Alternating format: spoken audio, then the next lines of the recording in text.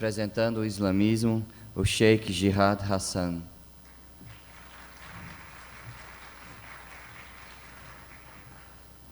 E para finalizar, o Haroldo Barros, da Sagrada Ordem do Templo da Luz.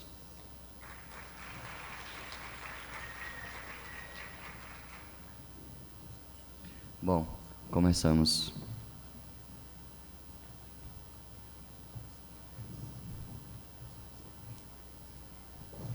Caríssimas irmãs e irmãs, muito bom dia.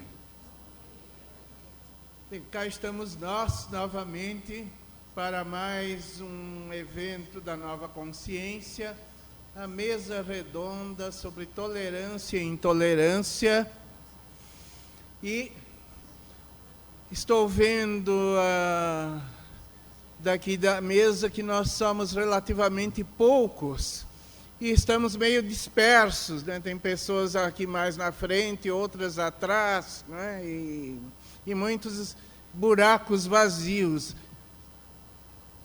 Vou aplicar aqui a minha palavra de ordem, reunir o que está disperso, né? Vamos nos juntar mais aqui na frente, né? Organizar uma atmosfera mais aconchegante, favorecendo a comunicação e o diálogo, né? Não vamos ficar tão dispersos assim. Então, quem está atrás, por favor, né? Vem aqui para frente. Bem, a nossa mesa compreende, pela ordem aqui da programação, Ricardo Mário Gonçalves, do Templo Budista Higashi Honganji, que é este que vos fala, o Frei Marcelo Barros, beneditino, o Sheikh Jihad Hassan e o irmão Haroldo Barros, da Sagrada Ordem do Templo da Luz. Nós combinamos, por sugestão de Frei Marcelo, organizar esta nossa exposição de uma maneira didática para melhor proveito da assistência, que são vocês. Então, nós combinamos da seguinte maneira: falaria em primeiro lugar Haroldo, que apresentaria então uma introdução geral sobre o tema. Em segundo lugar, como historiador, falo eu, para dar algumas pinçadas históricas sobre tolerância e intolerância. Em terceiro lugar, fala o Sheikh, que tem um compromisso cedo, né, e precisa sair mais cedo. E, em último lugar, fala Marcelo, fazendo uma aplicação, né, aos tempos de hoje. Então, em primeiro lugar, tem a palavra Haroldo. Cada um de nós falará cerca de 15 minutos e depois será aberta a participação ao público para as suas perguntas e considerações. Então, Haroldo, por favor. Obrigado. Senhoras e cavalheiros, muito bom dia a todos, sejam todos muito bem-vindos. Antes de começar a entrar no tema, eu queria fazer duas considerações. A primeira diz respeito à organização desse evento. Eu faz 10 anos que participo desse evento, sempre é uma honra o convite que me é feito, e a gente nota que o esforço que o pessoal da organização faz é muito grande. E eu sempre escuto lá fora, sempre escuto de uma pessoa ou outra, poxa, faltou isso, faltou aquilo, atrasou aquilo outro, pifou não sei o quê, enfim, as mais diversas reclamações. E talvez até essas reclamações sejam justas. Agora, o que eu queria registrar é que, primeiro, mobilizar recursos, materiais, humanos, para realizar um evento dessa natureza, desta envergadura, não é tarefa fácil. Segundo, a maior parte dessas pessoas trabalha, acho até que a totalidade delas, trabalha voluntariamente. Terceiro, voluntariamente quer dizer sem ganhar nada. Terceiro, luta contra toda uma sorte de problemas, de dificuldades, de entraves, de obstáculos que envolvem questões políticas, que envolvem questões financeiras, materiais, pessoais, enfim. uma complicação danada. E só quem está aqui nos bastidores é que faz ideia do que é esse evento e do que é que ele representa em termos dessas dificuldades todas. Então eu queria registrar aqui que essa equipe, na minha opinião, é uma equipe de gigantes, é uma equipe de heróis, uma equipe que merece o nosso mais caloroso agradecimento e o nosso mais firme aplauso.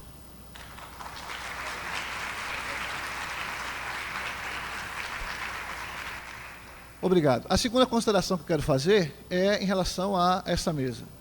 Eu fui honrado, eu até diria brindado com o convite a participar desta mesa, aceitei, evidentemente, mas quando eu vi os nomes que estavam compondo a mesa, eu confesso a vocês que me deu um friozinho na barriga.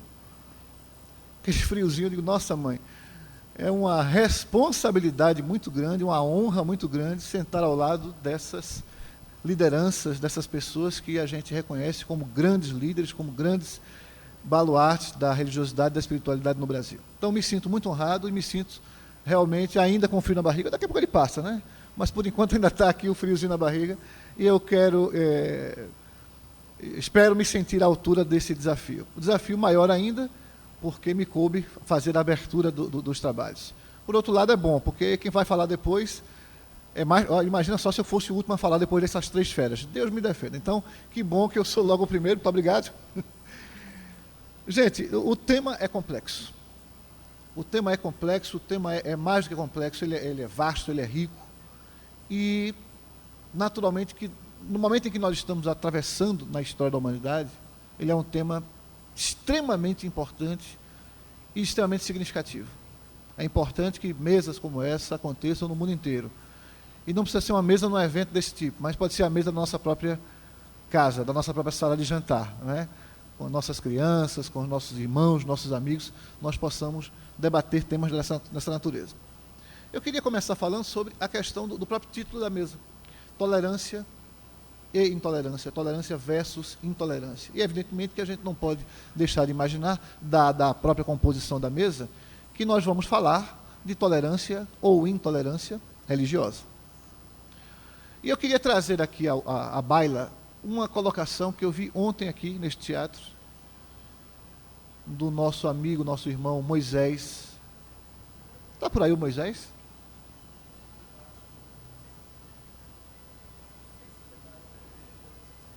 Não entendi, repita.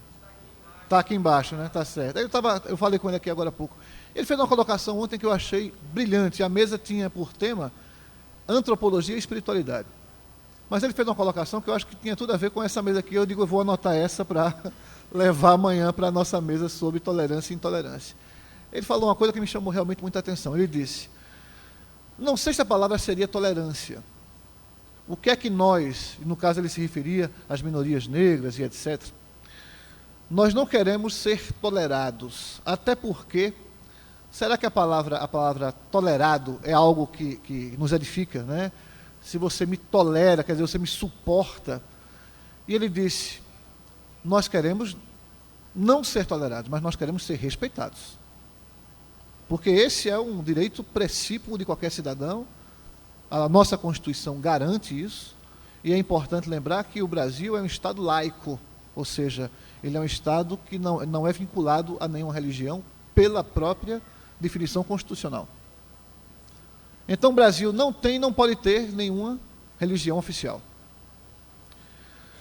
E essa garantia de nossa liberdade espiritual, da liberdade das nossas escolhas religiosas, nos é garantida, portanto, pela nossa Carta Magna que rege a estrutura jurídica do Brasil, do país. Então, respeitados, sim, nós queremos ser respeitados. Todos nós precisamos, merecemos e desejamos ser respeitados em nossas opções religiosas, em nossas opções sociais e também pela cor da nossa pele. Eu recordo que a minha ordem, a estrutura que ela tem hoje, a estrutura de funcionamento que ela tem hoje, ela começou a funcionar assim na Idade Média, irmão Ricardo, por conta exatamente das perseguições que eram feitas, sobretudo pela Santa Inquisição. A ordem hoje funciona da seguinte maneira, cada mestre pode iniciar 4 discípulos. E cada um desses discípulos poderá iniciar mais 4, e assim por diante. Porque o que acontecia era o seguinte: na hora em que alguém fosse capturado, mesmo sob tortura, ele só podia delatar aqueles 4 que estavam diretamente ligados a ele, ou aquele mestre que estava diretamente acima dele. Então essa estrutura continua até hoje, embora não seja mais necessário exatamente o sigilo, né? Nós hoje nos conhecemos, mas a estrutura continua até hoje como inclusive uma marca, um resquício para nos lembrar do momento em que nós fomos perseguidos e queimados ao longo da história. Perseguidos, queimados e assassinados e assim por diante. Agora, uma questão que é importante a gente levantar, e que eu imaginei que poderia ser útil, já que me coube essa tarefa honrosa de introduzir o tema. Nós podemos perguntar o que é religião, ou o que é religiosidade. E podemos diferenciar isso do que seja espiritualidade. Veja uma coisa engraçada, o processo das religiões, quando é que surge a religião? Eu posso contar para vocês um mito, né? Eu adoro a mitologia, acho que a mitologia nos enche sempre de sabedoria. E tem um mito muito interessante, o mito das 4 idades. É um mito da tradição indiana. E que conta o seguinte, que no começo dos tempos, vivemos uma idade de ouro. E a característica principal dessa idade de ouro é exatamente o fato de que os deuses coabitavam com os mortais. Nessa época, inclusive, não havia envelhecimento, as pessoas não envelheciam, elas morriam, mas elas não envelheciam. Havia uma fartura completa de alimentos para todos. E o homem vivia em completa e total harmonia entre si e com a natureza. E com a própria divindade. Havia uma conexão direta com a divindade. Com o passar do tempo, e aí esse é um processo natural, essa degringolação natural, iniciamos uma nova idade, que é a idade de prata. E aí, nesse momento, aquela comunhão que havia do homem com a divindade se perdeu. E aí, exatamente neste ponto, na transição da idade de ouro para a idade de prata, é que surge exatamente a ciência, a arte e a religião. Por que surge nesse momento? Porque antes não precisava. A ciência, a arte e a religião são criadas nesse momento, surgem nesse momento exatamente para reconectar o homem a essa realidade transcendental da qual ele tinha se apartado. E daí vem a expressão religare, que vai redundar em religar, que vai redundar em religião. Note, inclusive, que ciência e arte, como uma espécie de apoio, como uma espécie de suporte, para uma coisa muito maior, que é exatamente a religião. Depois da Idade de Prata, e continuando esse degringolar natural, a palavra me escapa agora, mas enfim, essa degenerescência natural, inicia-se uma outra idade, que é a Idade do Bronze, em que, além de não haver mais harmonia entre os homens, que até a Idade de Prata ainda havia harmonia, os deuses foram embora, mas o homem ainda vivia em uma relativa harmonia. Na Idade de Bronze, além de não haver mais harmonia, começa a haver uma desarmonia aberta e declarada entre os seres humanos. E a fase final é a Idade de Ferro, lastimavelmente é essa em que a gente vive hoje, em que as desarmonias se tornam guerra.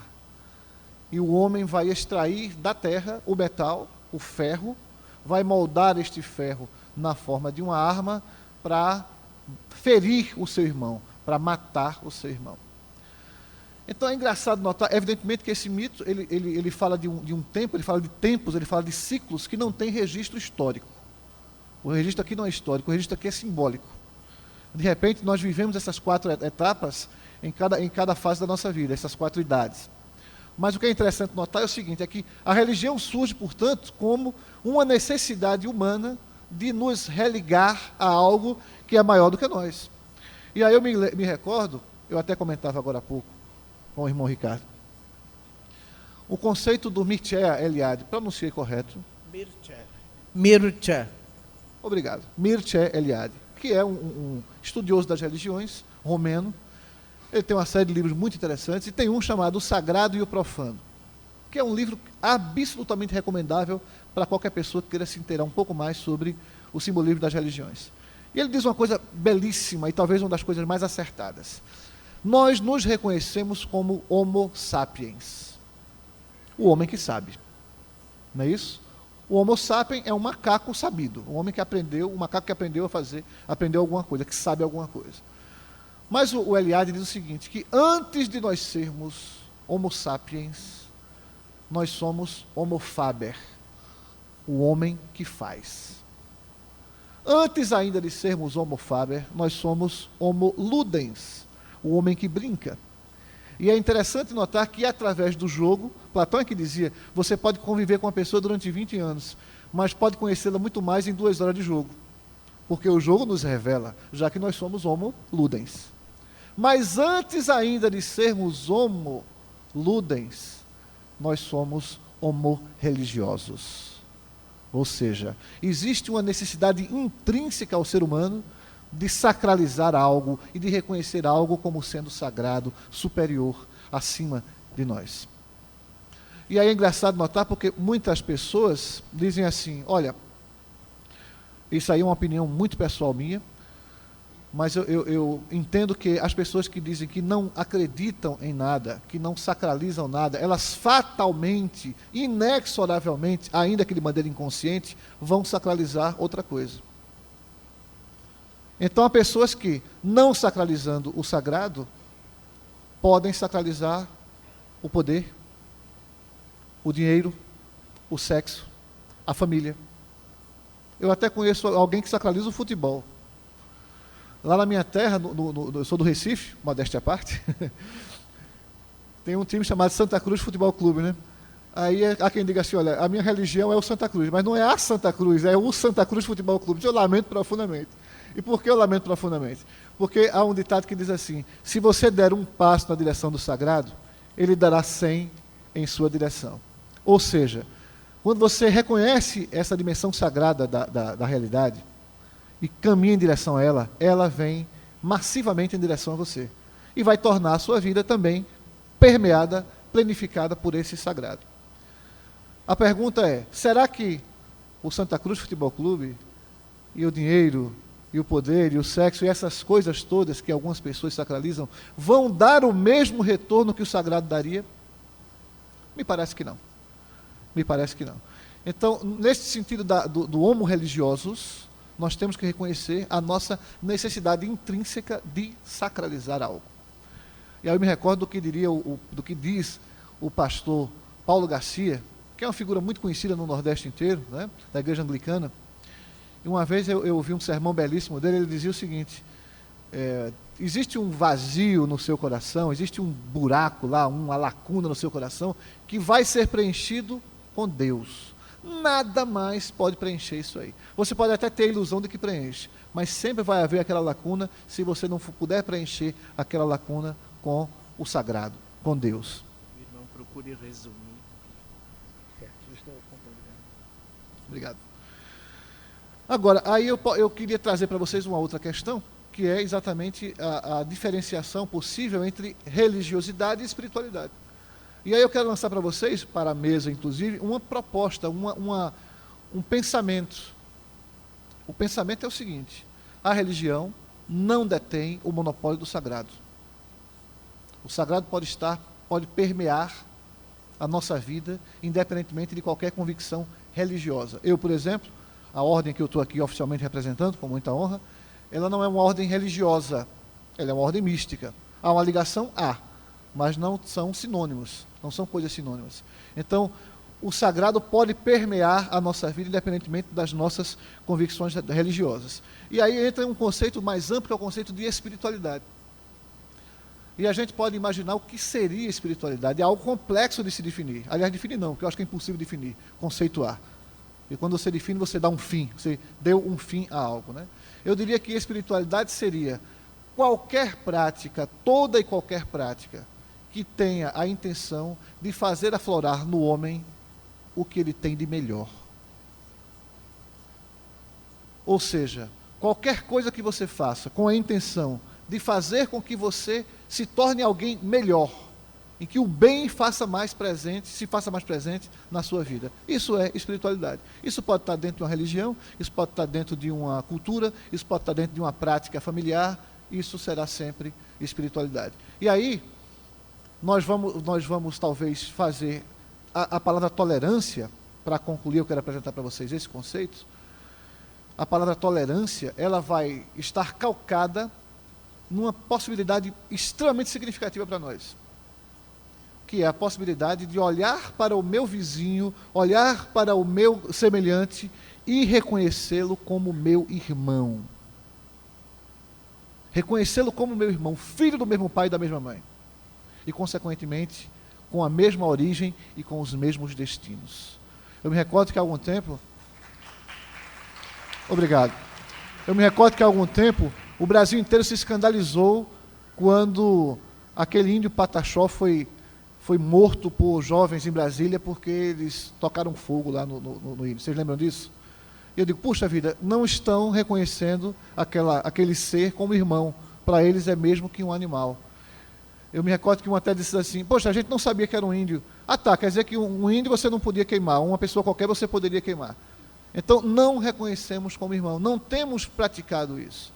E, ultimamente, a gente tem visto coisas lamentáveis nas últimas semanas, de profundo desrespeito aos nossos irmãos de outras tradições, que nós, evidentemente, repudiamos, e que, repito, precisamos, sempre e cada vez mais, na intenção dessa tolerância, resgatar esta possibilidade, olharmos uns para os outros e reconhecermos-nos como irmãos.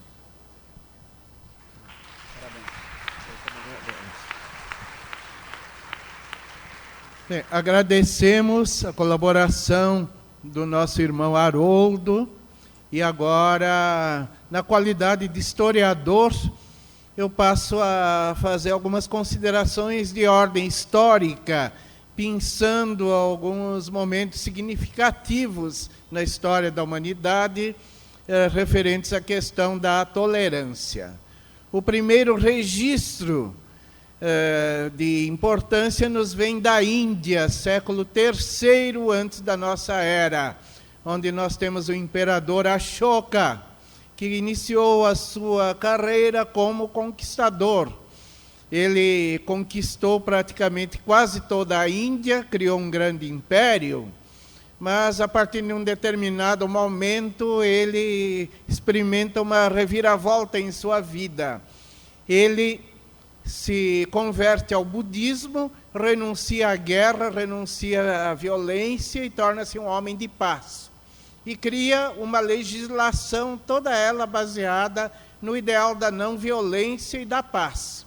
E esta legislação foi gravada em pilares de pedra espalhados por toda a Índia, e numa delas encontramos um documento que se chama Édito da Tolerância, onde nós encontramos uma frase que devia estar gravada em letras de ouro no frontispício de todas as igrejas, templos, mesquitas, sinagogas, etc., etc., que diz mais ou menos assim: deveis honrar e respeitar a religião alheia, porque assim fazendo estareis honrando e respeitando a própria religião.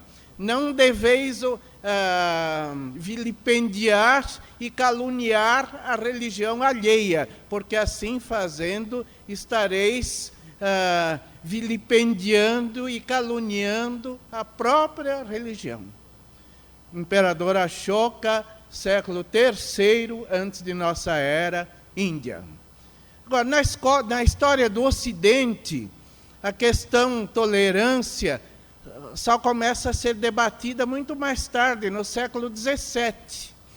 Nos séculos XVI e XVII, a Europa foi dilacerada por terríveis guerras de religião. E no século XVII se esboça uma reação contra isto, e isto continuou ao longo do século XVIII, e alguns filósofos vão propor a ideia da tolerância entre as diferentes religiões. Então, num primeiro momento, nós temos Spinoza, com o seu tratado teológico-político, fazendo algumas colocações, não é? A respeito da necessidade de desvincular a religião do Estado e o Estado se converter num poder neutro, não é? Administrando igualmente, não é? As comunidades pertencentes às diferentes religiões, não é? Sem tomar partido. Na mesma linha, nós temos o filósofo inglês John Locke, que escreve uma carta sobre a tolerância, pregando também que o Estado deve ser neutro em matéria religiosa e administrar, não é, de maneira equânime as comunidades, não é, pertencentes a diferentes credos religiosos.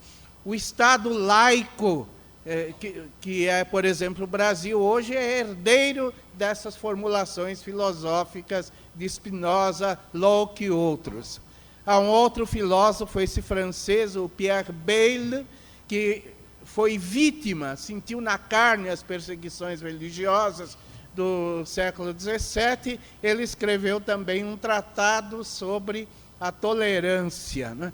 E mais adiante, no século XVIII, nós temos o grande Voltaire, um dos maiores pensadores do chamado século das luzes, autor também de um tratado sobre a tolerância, em que prega de maneira veemente a desvinculação do poder religioso, do poder político e a convivência harmoniosa e fraterna entre os diferentes credos religiosos. Ainda no século XVIII, nós temos a registrar o aparecimento da primeira instituição na história do Ocidente a viver concretamente o ideal de tolerância religiosa. Hoje em dia nós temos uma série de organismos reunindo pessoas de diferentes religiões, trabalhando pelo diálogo ecumênico ou diálogo interreligioso, não é? No século XVIII não havia nada disso. As religiões ainda se encaravam umas às outras com hostilidade, com animosidade. Mas na Inglaterra, em Londres, 1717, surge a primeira escola de tolerância do mundo ocidental, a primeira instituição em que pessoas de diferentes religiões começaram a aprender a se sentar lado a lado, sem saltarem a garganta umas das outras, como era costume até então. Em vez disso, elas aprendiam a se tratar de irmãs e trabalharem juntos pela paz e pelo progresso da humanidade. Esta instituição chama-se franco-maçonaria, ou simplesmente maçonaria, que justamente por ser pioneira, não é, em viver concretamente o ideal da tolerância, começou a ser perseguida. E hoje, novamente, volta a ser terrivelmente perseguida pelos apóstolos da intolerância dos dias de hoje, que são os chamados fundamentalistas. E, para terminar, eu quero traçar algumas considerações a respeito de fundamentalismo. Muitas pessoas, quando ouvem a palavra fundamentalismo, ou leem essa palavra na grande imprensa, associam automaticamente isso ao Islã.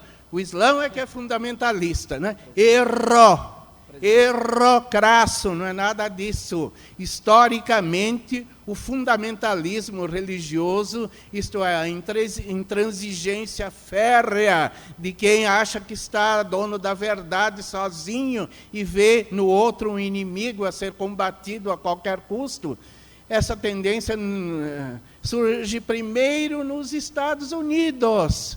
O chamado fundamentalismo é um movimento que surge na zona rural dos Estados Unidos, principalmente nos estados do Sul, terrivelmente conservadores em matéria política, social e religiosa, não é? E eles se chamavam fundamentalistas porque se reuniram em torno de um documento proposto, não é, por igrejas conservadoras do sul dos Estados Unidos, que se chamava Fundamentos para a Fé Cristã. E esses fundamentos pregavam uma leitura literal do texto bíblico, né, sem nenhum esforço de interpretação ou de adaptação da mensagem bíblica aos tempos modernos. E esta é que é a verdadeira origem do fundamentalismo norte-americano. E dos Estados Unidos, esta tendência se propaga e vai sendo detectada na maior parte das religiões. Quer dizer, existem fundamentalistas islâmicos? Existem, assim como existem fundamentalistas judeus e fundamentalistas também na minha crença, no budismo. No Japão, por exemplo, há organizações budistas fundamentalistas que são tão problemáticas e polêmicas como as demais, não é? E nós, do budismo tradicional, né, procuramos cuidadosamente, né, mostrar as diferenças entre nós e esses movimentos, né, de cunho extremista. Né?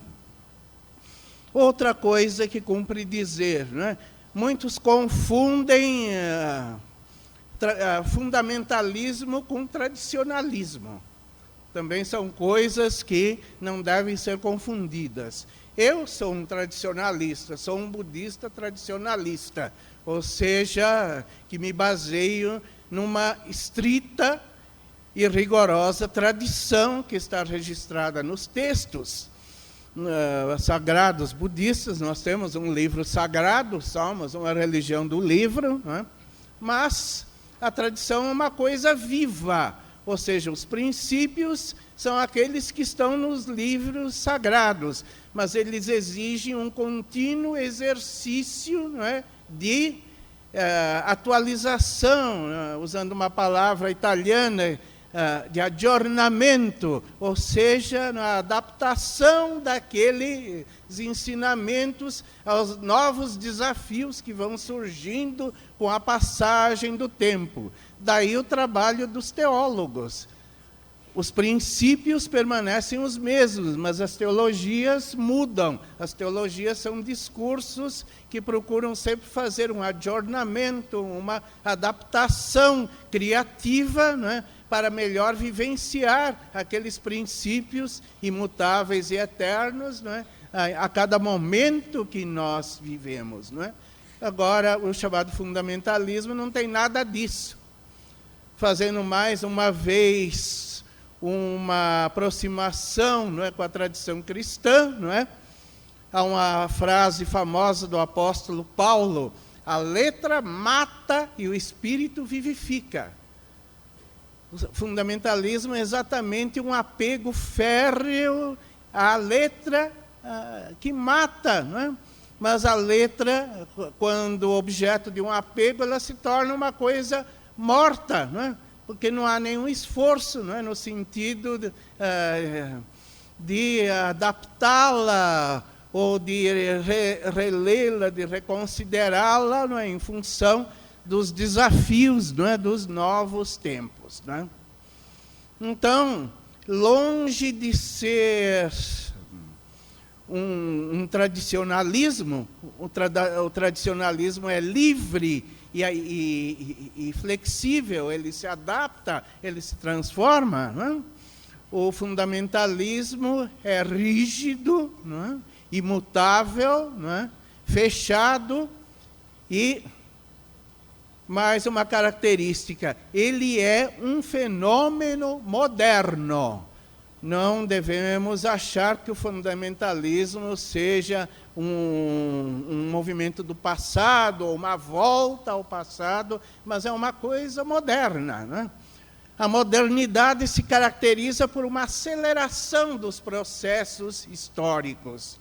A cada dia que passa, né, por exemplo, as informações, né, que nos bombardeiam, né, aumentam cada vez mais. O progresso da ciência cada dia traz novos desafios. As contradições sociais a cada momento nos colocam diante de terríveis dilemas, não é?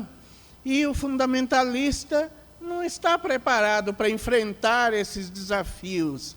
Ele não tem a cabeça aberta, não é, para aprender e se adaptar aos novos tempos. Ele só tem aquela meia dúzia de fórmulas decoradas na cabeça e armado com aquilo, ele passa a encarar o mundo inteiro como inimigo e partir, não é, para combater tudo e todos, não é? Então, o que caracteriza o fundamentalismo é, antes de mais nada, o medo do novo, o medo dos novos desafios. É isso que provoca esse fechamento, esse enclausuramento, não é? Que resulta numa feroz intolerância, não é? São paladinos, não é? De meia dúzia de princípios, que para eles é a verdade absoluta e querem combater tudo e todos, né, em nome daquilo. Mas outro paradoxo interessante do fundamentalismo é o seguinte: eles são contra a modernidade, contra os desafios, mas sabem se apoderar de toda a parafernália, não é, da nova cultura de comunicação de massas, dos novos meios de comunicação, não é, como a internet, por exemplo, e usar tudo isso, não é, para propagar, não é, as suas teses. Não é? A internet está cheia, não é, de sites fundamentalistas combatendo tudo e todos, achando que todos que não rezam pela mesma cartilha são apóstolos do diabo. Não é? Eu já me acostumei com isso, né? Eu já acostumei a ser diabolizado duplamente, né? Ou seja, eu sou diabolizado como budista, né? Como budista, eu sou apóstolo do diabo. E, novamente, volto a ser diabolizado como franco-maçonaria, porque o fundamentalismo é intrinsecamente antimaçônico e hostiliza a maçonaria como coisa do diabo. Então, eu sou diabólico 2 vezes, né? Então, já me acostumei a levar porrada, né? Não me faz mais medo nenhum, né? Então, com isso, eu encerro a minha breve apresentação histórica e passo a palavra ao Sheikh Jihad Hassan, que tem outro compromisso pela frente. Ele tem um pouco de pressa, né, porque será chamado a qualquer momento, então ele vai tomar a palavra para nos dar a sua mensagem. Com a palavra, Sheikh.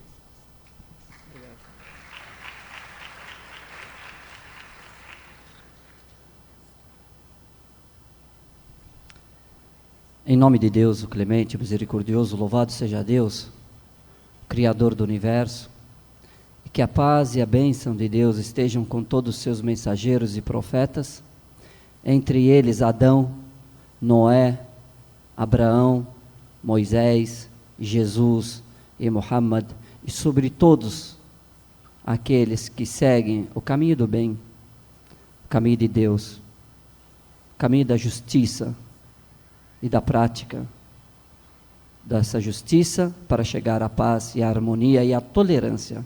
Amém. Em primeiro lugar, gostaria de dar um bom dia a todos no cumprimento brasileiro. E, como de sempre, cumprimento islâmico. Assalamu alaikum. Que a paz de Deus esteja convosco. A resposta é wa alaikum assalam. Isso é tolerância. Já começamos bem.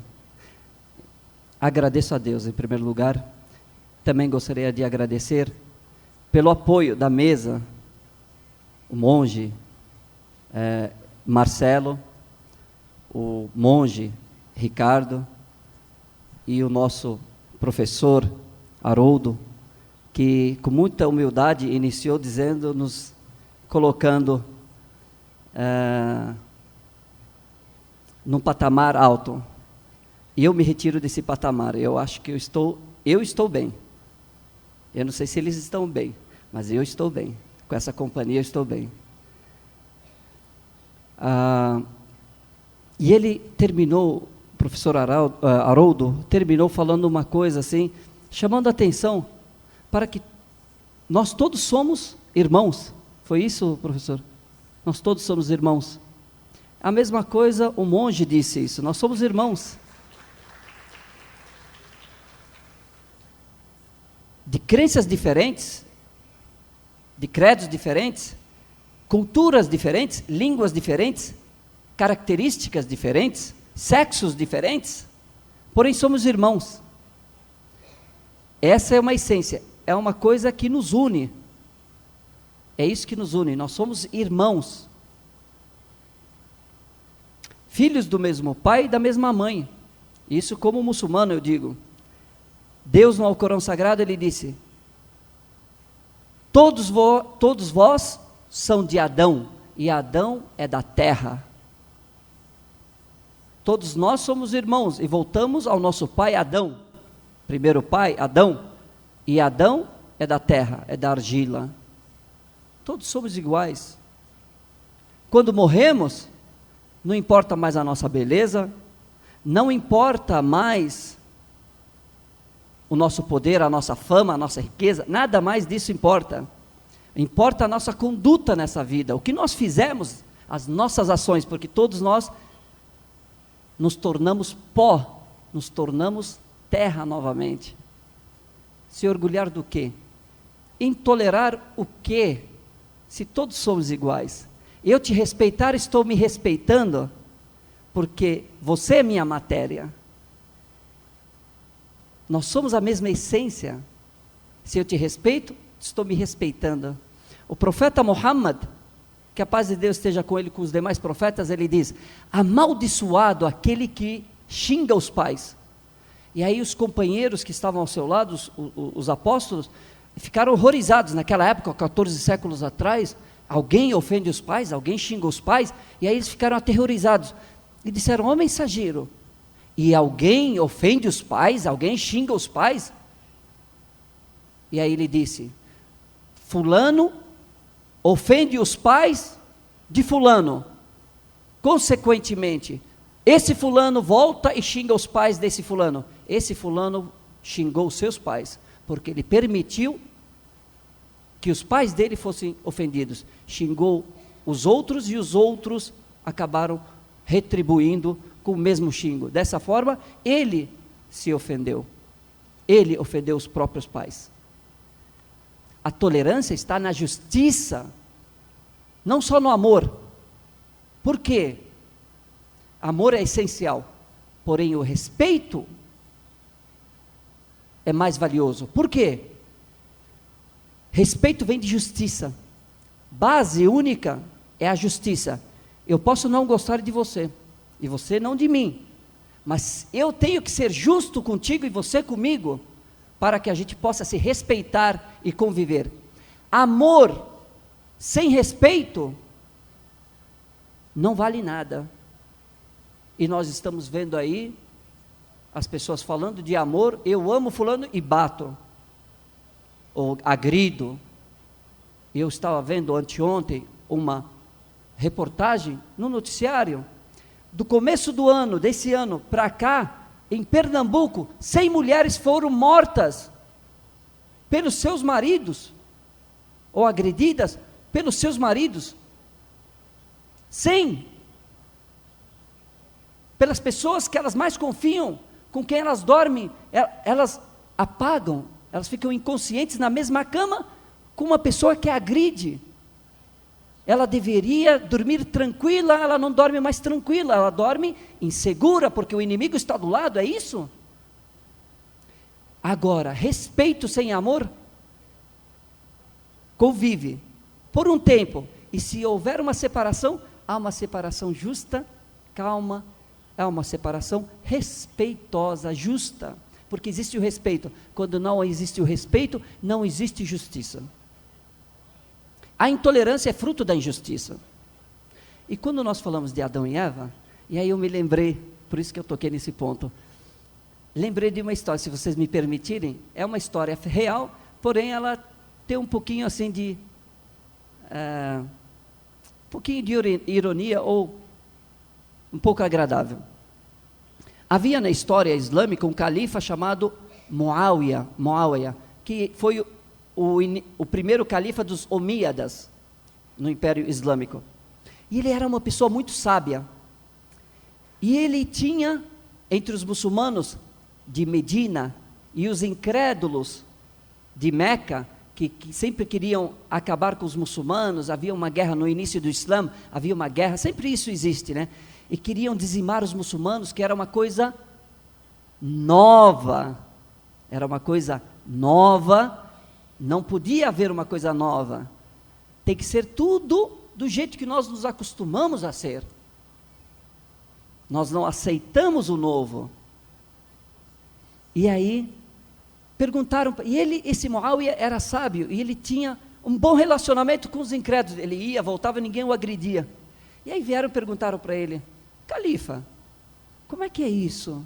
Como é que você consegue ir e vir tranquilamente sem que eles o agridam, sendo que eles querem nos matar? Ele falou: entre eu e eles, eu coloco um fio de cabelo, eles de um lado, numa ponta do fio de cabelo, e eu da outra ponta do fio de cabelo. Se eles puxarem esse fio de cabelo, eu solto um pouquinho. Se eles soltarem, eu puxo um pouquinho esse fio de cabelo. Nunca se arrebenta.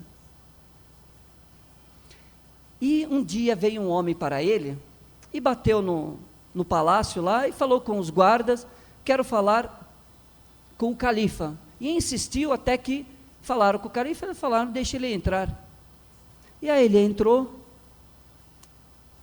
e disse para o califa. O califa disse para ele: pois não. Ele falou: eu sou o teu irmão. Aí ele olhou assim: eu não te conheço como sendo um dos meus irmãos, eu não cresci com vocês, não entendi. Ele falou: eu vim aqui pedir uma ajuda financeira pelos laços de irmandade que nós temos. E ele falou: mas nós somos irmãos da onde? Eu não te conheço, nós não crescemos juntos, será que meu pai era casado com outra, eu não estou sabendo? Ele falou: da onde é essa irmandade? Ele falou: eu e tu somos irmãos de Adão, somos filhos de Adão, então somos irmãos, filhos de Adão. Ele falou: ah, tá, então espera um pouquinho. Foi lá dentro no cofre e trouxe um centavo, e deu na mão dele. Ele olhou assim, achou isso ridículo, falou: como, você está zombando de mim? Me dando só isso? É esse o valor da irmandade que nós temos? Ele falou: se eu for dar para cada um dos meus irmãos um dinheiro, meu dinheiro não cabe, eu não tenho dinheiro suficiente para dar para todos os meus irmãos nesse mundo, se todos vierem pedir dinheiro pela irmandade que existe entre eu e eles.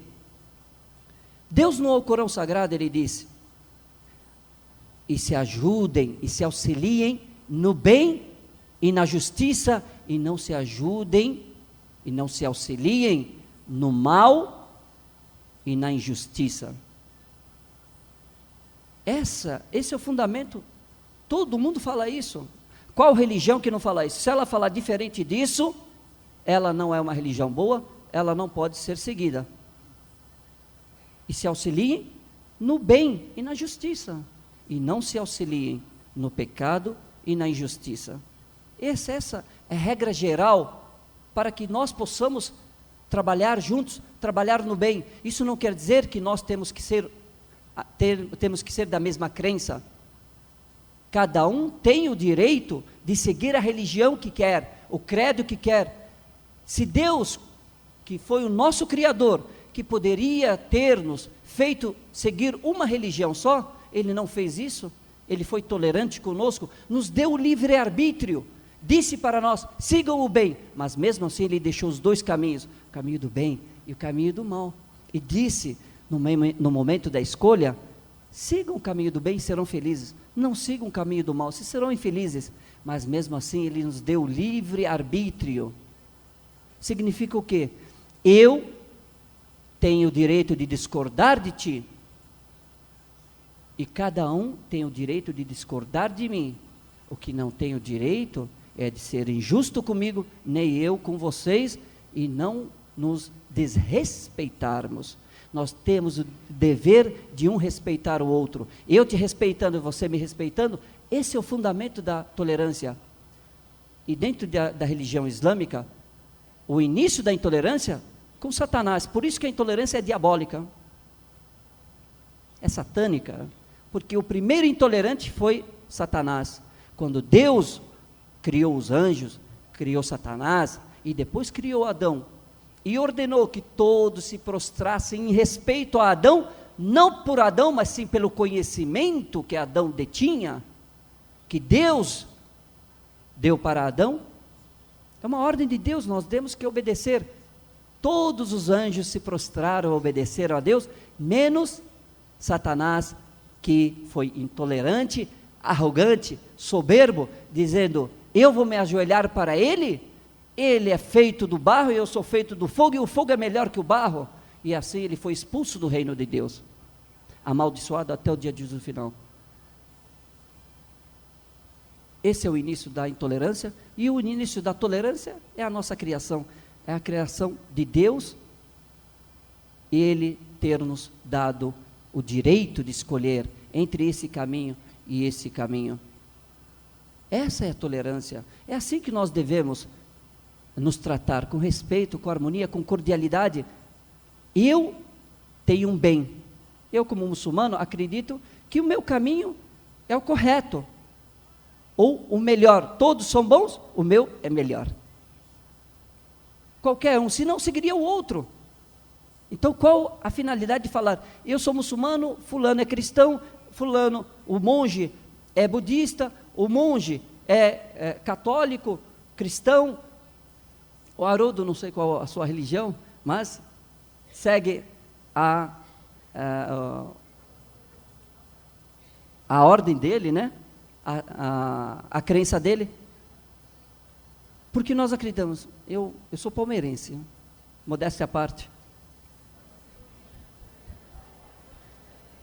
Modéstia à parte, sou palmeirense. Estão falando que é lamentável. É um direito dele. É um direito dele. Se ele não achasse lamentável, ele seria palmeirense. Não é? Eu sou palmeirense, mas eu não obrigo ninguém a ser palmeirense. Mas eu acho que é o melhor time. Por isso que eu torço para ele, senão eu torceria para outro. Isso é um direito. Eu gosto de maçã porque eu acho que é uma farmácia completa. Em todas as culturas, eu percebi, em hotéis, você entra em hotéis, tem uma bacia, alguma coisa assim, de vidro, e dentro, na recepção, tem maçãs. E aí você vai voltando para a sua cultura, para a cultura ocidental. Em inglês fala, an apple a day keeps the doctor away. Uma maçã todo dia mantém o médico distante de você, porque é uma farmácia. Em árabe, a religião islâmica diz, você encontra na maçã uma farmácia. Todos os remédios estão ali. Você come uma maçã por dia, você vive saudável. Se eu gosto, eu falo, olha, a maçã é maravilhosa. Outros falam, não gosto de maçã. Não, vou ter que comer maçã. Não, não é assim. Um gosta de laranja, outro gosta de banana, gosta de pinha, gosta de cajá, gosta de siriguela, e vai. Adoro siriguela. E é uma fruta bem presente aqui. A tolerância está nisso, em respeitar a diversidade de opiniões, diversidade de crenças. Não quer dizer que temos que concordar, não. Não. Nós não estamos lutando para fazer uma, pelo menos da minha parte, uma religião universal, fundir todas e fazer uma, não. Vai contra a tolerância, vai contra o direito de escolha de cada um. Nós queremos fazer uma reunião para haver um diálogo, uma aproximação, onde nós, a tolerância é isso, conversar, estamos aqui para conversar, dialogar, o que nós temos em comum? Eu vim aqui para aprender, estou aprendendo muito, e eu vejo que com os monges, nesse ponto, eu posso trabalhar, temos pontos em comum, luta contra a violência, um ponto em comum, então podemos trabalhar nisso. As divergências podem ser deixadas, proteladas, discutidas, porém não é o nosso foco. Manter o respeito e dar a cada um a sua liberdade de seguir o que quiser, porém, trabalhar nas convergências, com todo respeito, no aeroporto de São Paulo, tem um exemplo de convergência muito importante. A Infraero, depois de pedir muito, a gente às vezes vai viajar, ou da nossa comunidade vai viajar para fora, alguma coisa, e dá o horário da oração, e a gente tem que rezar. Nós rezamos 5 vezes ao dia, oramos 5 vezes ao dia. E não tem nenhum espaço, então a gente pega um lugarzinho, assim, meio afastado, e vai orar para que as pessoas... Hoje, fundamentalismo, fanatismo é propriedade particular e monopólio dos muçulmanos. Então, quando vê um muçulmano rezando, isso é interessante, quando você vê um cristão orando, a gente fala, que bonito, que Deus o abençoe.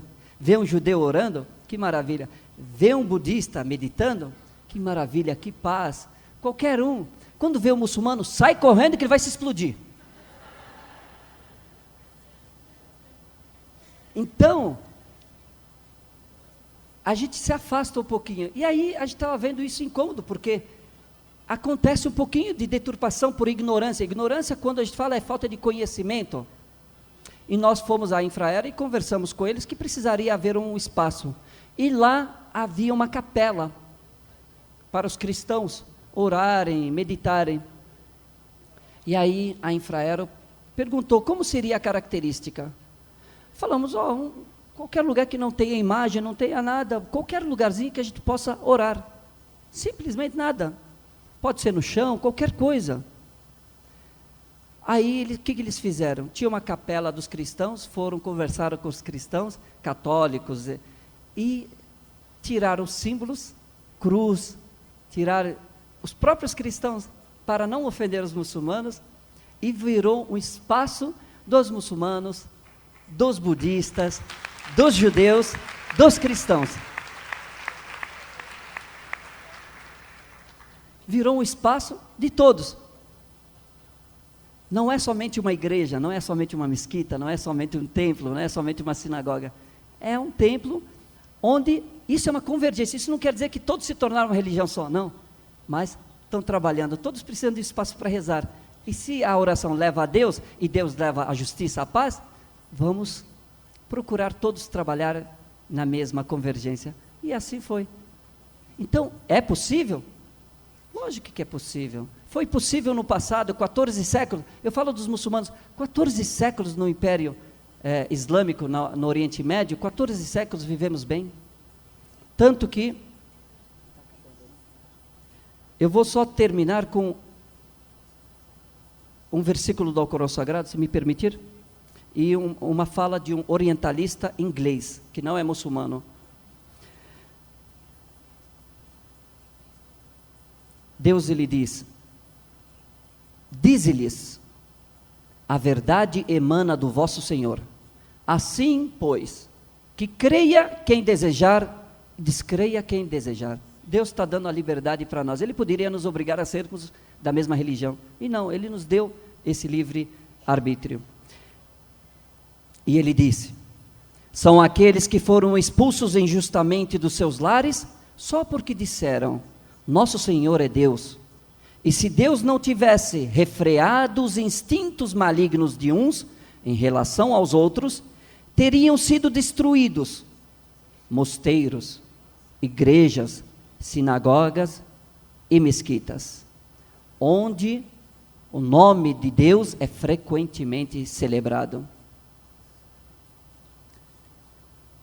Um orientalista inglês chamado Sir Thomas Arnold, ele diz, não ouvimos falar de nenhuma tentativa preparada para obrigar as comunidades não muçulmanas a aceitarem o Islã, isso no governo islâmico, nem de nenhuma repressão organizada com o intuito de extirpar do mundo a religião cristã. Caso os califados tivessem escolhido a prática de uma destas duas alternativas, eles teriam aniquilado o cristianismo com a mesma facilidade com que Ferdinando e Isabela extirparam o Islã da Espanha. Se os muçulmanos no califado islâmico quisessem, eles poderiam ter acabado com os cristãos lá e não ter vivido 14 séculos com seus símbolos sagrados preservados, como foram preservados os judeus. Quem defendeu os judeus e os cristãos ortodoxos das cruzadas, se não foram os muçulmanos? Os judeus chegaram a cargos de ministros nos governos islâmicos. Os cristãos da mesma forma. Então, é possível. É possível. Eu não estou dizendo aqui os muçulmanos como são bonitinhos, não. Não, estou dizendo como é possível nós convivermos juntos, como estamos aqui. Se a minha religião não permitisse, eu não estaria aqui. Eu iria ser falso com os meus princípios? Só estou aqui porque os meus princípios permitem. E Deus, Ele diz, e termino por aqui.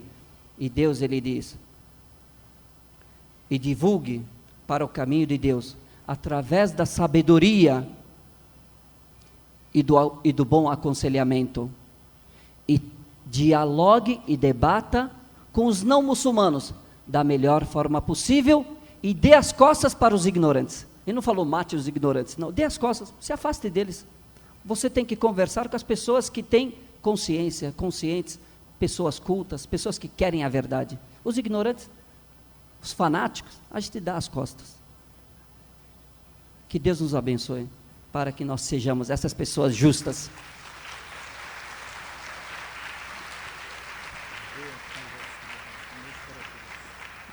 Deus abençoe a todos que estão na mesa, a todos que estão na plateia, e agradeço muito pela tolerância. Até agora eu não apanhei, tá bom demais. Muito obrigado, Deus abençoe a todos. Bem, agradecemos ao Sheik a sua colaboração, e como dirigente da mesa eu quero dizer duas coisas, né? Bem, qualquer tipo de ofensa ou desrespeito feito à pessoa do Sheik nos atinge também.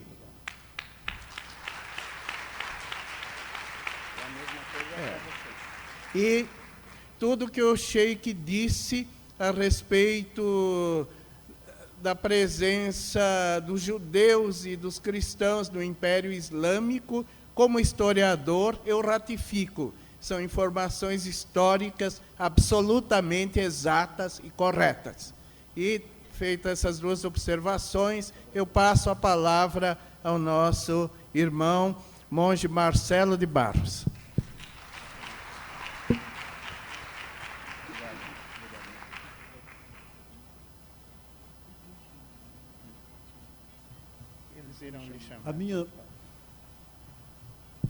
Bom dia a todos e a todas.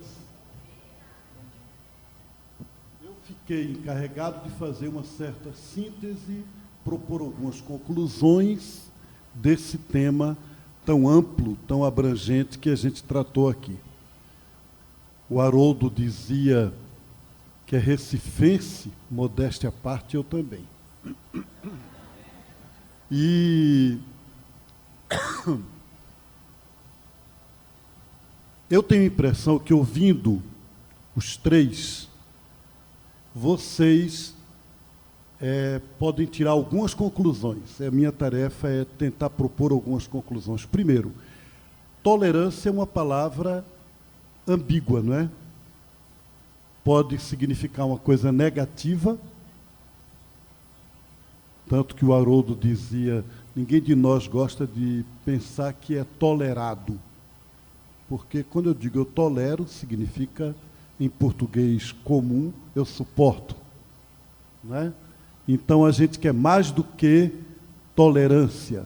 A gente quer convivência fraterna, a gente quer respeito, justiça, dizia o Sheik, né?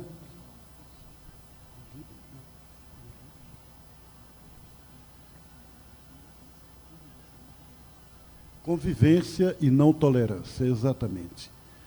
Hoje, a palavra tolerância, é por isso que nós temos aqui essa mesa, ela tomou um caráter filosófico. Ela foi além da sua expressão etnográfica. Não é somente o que tolerância significa na linguagem comum. E o monge Ricardo nos ajudou a compreender isso a partir da história. Então, a gente pode falar de tolerância Porque hoje existe uma convenção sobre tolerância da Unesco. Em 1995, uma lei aprovada pela ONU, como existe a Declaração dos Direitos Humanos, como existe a Declaração dos Direitos da Criança, como existe a Declaração sobre Migração, existem várias declarações e leis internacionais, e existe uma declaração sobre tolerância, aprovada pela ONU e divulgada pela Unesco, em 95. E essa declaração, ela é importante, eu não tenho aqui a lei inteira, mas eu tenho o começo dela. Ela diz o seguinte: no mundo atual, a tolerância é mais necessária do que nunca.